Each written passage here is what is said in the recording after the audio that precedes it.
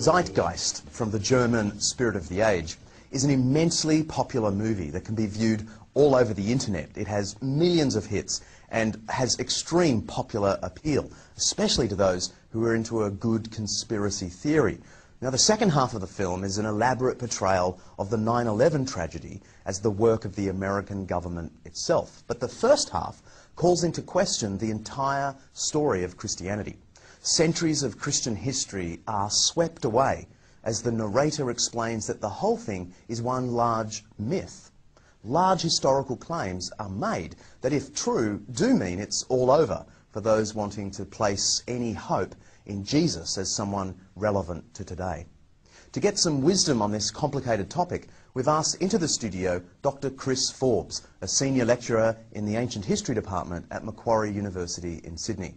Dr. Forbes is a specialist in the history of Greek thought and religion, Alexander the Great, and New Testament history.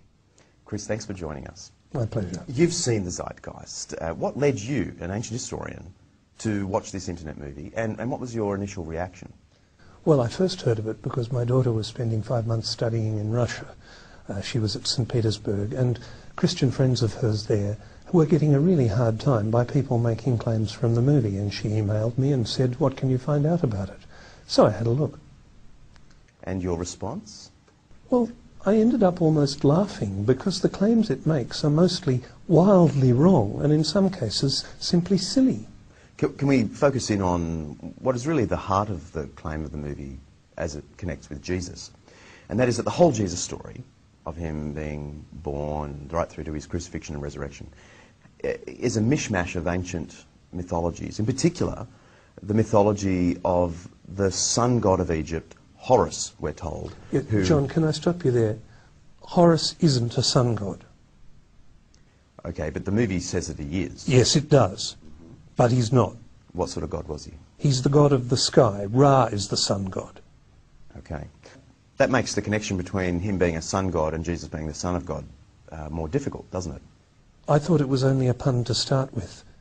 I mean, the son of God, S-U-N-S-O-N, it's a perfectly good pun in English. Well, it's a fairly bad pun in English.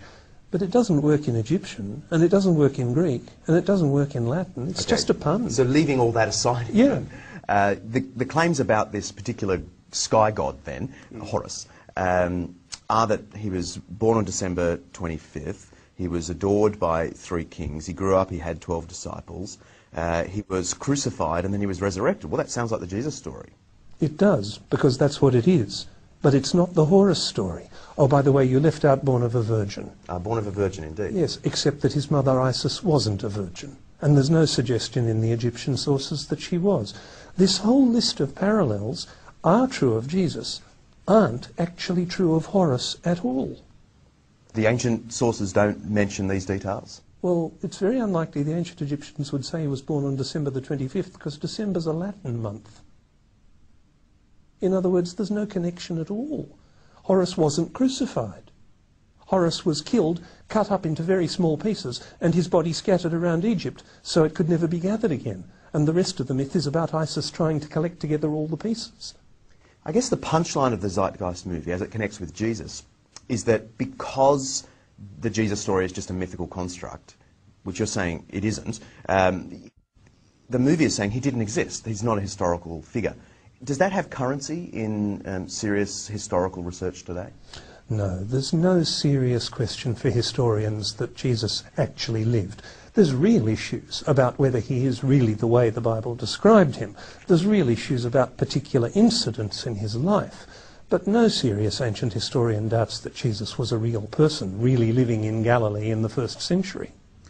The movie, in its list of references, if you get the transcript, some characters pop up, some scholars pop up, and it gives this sense that it is an authoritative movie, like Gerald Macy, G.A. Wells.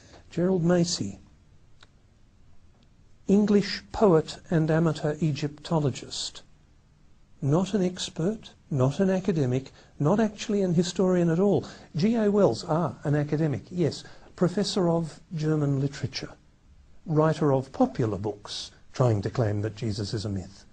But he's not a historian. Did you find any serious historical work in the list of references? Not a single one. What I found is a whole list of books claiming to be written by experts, quoting other people claiming to be experts, quoting actually none of the ancient evidence at all. And yet a lot of people have been enamoured with this movie or deeply troubled by it. What is your advice to them? Can I be awfully blunt?